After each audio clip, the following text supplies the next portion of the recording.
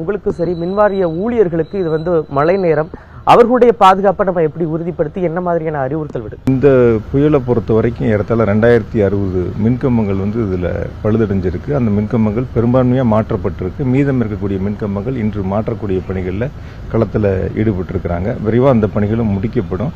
இது சவால்னு எடுத்துக்கிறத விட ஏற்பட்டிருக்கிற பாதிப்புகளை உடனுக்குடன் சரி செய்து பொதுமக்களுக்கு எந்தவித இடையூறும் இல்லாமல் சீரான மின் விநியோகம் வழங்குவதுதான் எங்களுடைய நோக்கம். அதான் முதலமைச்சருடைய உத்தரவு.